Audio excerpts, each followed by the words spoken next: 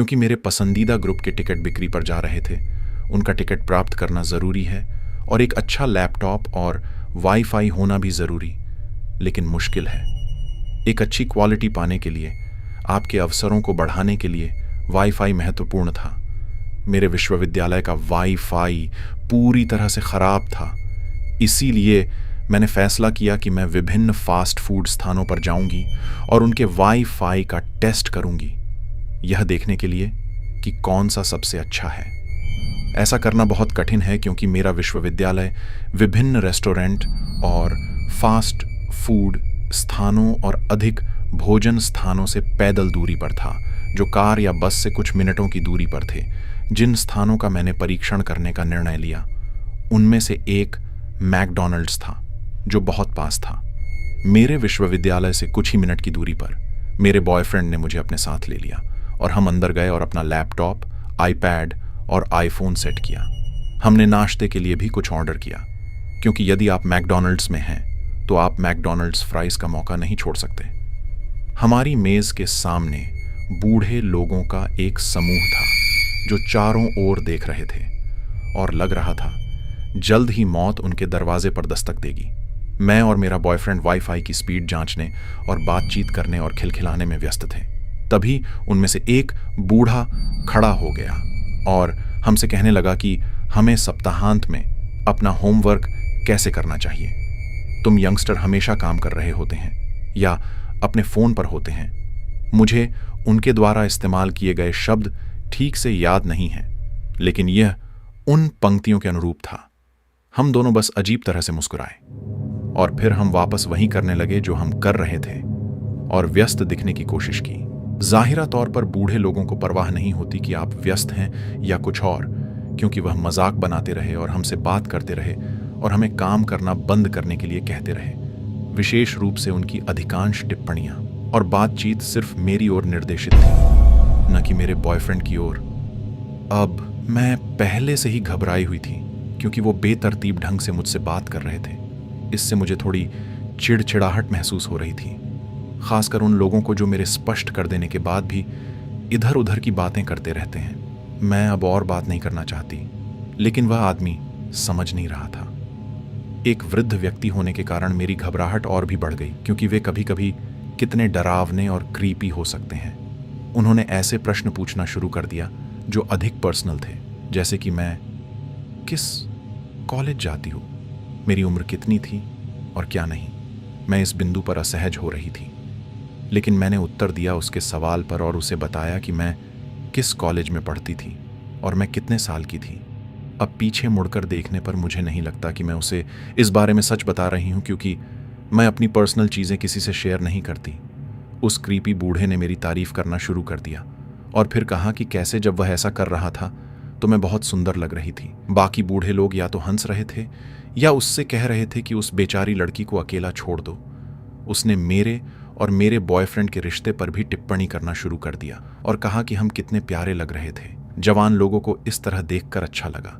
Relation और हम कितने समय तक एक दूसरे के साथ रहे आदि।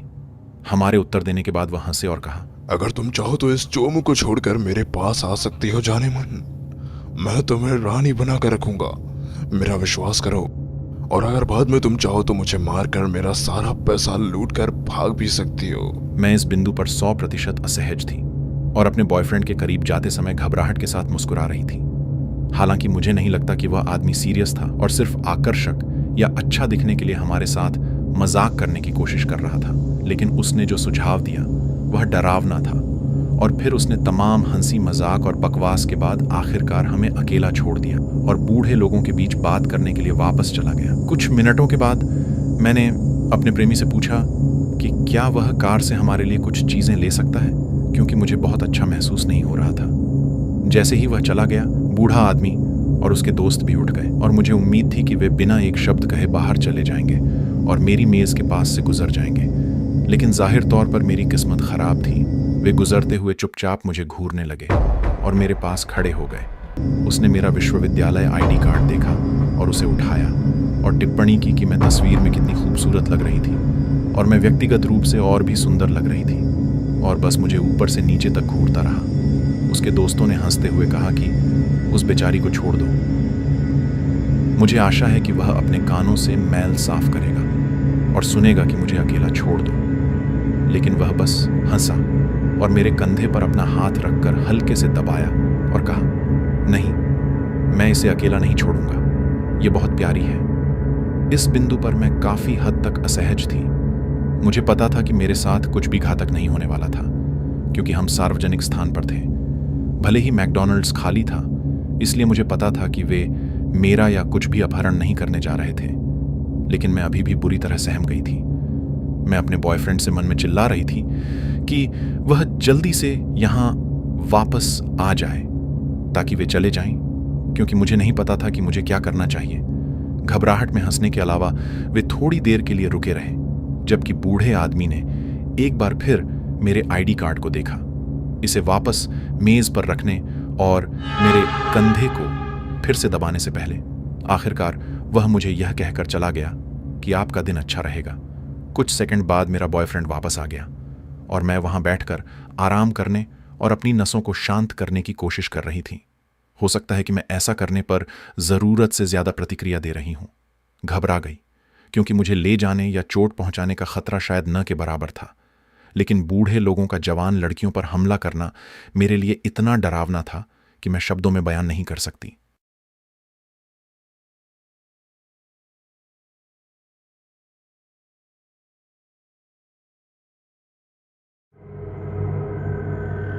यह घटना अलबामा के ऑबर्न विश्वविद्यालय में कॉलेज जाते समय मेरे साथ हुई। यह फॉल स्कूल सेमेस्टर का व्यस्त हिस्सा था, जब छात्र अंतिम परीक्षाओं की तैयारी में व्यस्त थे। मैं नियम का अपवाद नहीं था। ऑबर्न विश्वविद्यालय के बारे में अच्छी चीजों में से एक यह है कि अंतिम परीक्षाओं के दौरान पुस्तकालय 24 घंटे खुला रहता है। जैसा कि आप कल्पना कर सकते हैं कि इस तरह के खुले निमंत्रण में बड़ी भीड़ होती है। छात्र इस विशेष रात में कम से कम एक रात पुस्तकों और विचारों के साथ कई मंजिलों पर सभी उपलब्ध स्थान पर कब्जा कर लेते हैं। उनमें से एक ऐसी व्यक्ति था जो छात्र नहीं था। मैं स्पष्ट कर दूं कि मैं दोपहर में जल्दी पुस्तकालय पहुंचा, तीसरी मंजिल पर पहुंचा और तुरंत पढ़ने के लिए एक डेस्क ढूंढ ली। घंटों बीत गए जैसे ही मैंने अपना ध्यान ऑर्गेनिक केमिस्ट्री पढ़ने पर लगाया। जब मैं बाहर देखा तो बाहर अंधेरा था। मैं अपनी प्रगति से बेहद खुश था। मैंने सैंडविच, चिप्स और कुछ बियर के साथ सेलिब्रेट किया। ठीक 11 बजे मैं बाथरूम गया और प्रवेश द्वार से सबसे दूर वाले स्टॉल की ओर बढ़ा। कुछ मिनट बीते और फिर एक और व्यक्ति ने प्रवेश किया। हम दो हैं और हम अनंत काल की तरह अकेले हैं, लेकिन मैंने केवल सन्नाटा सुना। ना ही उस व्यक्ति ने शौचालय में फ्लश किया, ना ही पैर हिलाए, हाथ नहीं धोया, बिल्कुल कुछ भी नहीं। फिर उसने दरवाजा बंद कर दिया। इस बिंदु पर मेरा दिमाग दौड़ रहा था कि मैं क्या कर रहा हूं। कहीं वो मुझे लूटे तो नहीं आया है या कहीं मारपीट के लिए आया हो। कुछ देर बाद वह उस स्टॉल पर गया जिस पर मैं था। तब मैंने शांत रहने की कोशिश की। अंततः उसने एक प्रस्ताव के साथ चुप्पी तोड़ी जिसे मैं कभी नहीं भूलूंगा। उसने मुझे एक सुखद भोजन की पेशकश की। मैंने विनम्रतापूर्वक लेकिन दृढ़ता से अस्वीकार कर दिया और आभारी हूं। वह बाथरूम से बाहर निकल गया। मैंने जल्दी से अपना काम पूरा किया, अपने हाथ धोए और जल्दी से निकल गया। मैं बिल्कुल डर गया था। लाइब्रेरी से बाहर निकलते समय समय समाप्त हो गया था। मैंने उसे देखा। हमारी आंखें एक दूसरे से मिली और फिर मैं मुड़ गया। मैं महसूस कर सकता था कि वो मुझे घूर रहा था। मुझे उसके बारे में बस इतना याद है कि वह मेकअप और मैकडॉनल्ड्स की वर्दी पहनने वाला एक मध्यम आयु वर्ग का क्लाउन था। मैंने उस घटना के बाद से मैकडॉनल्ड्स नहीं खाया है।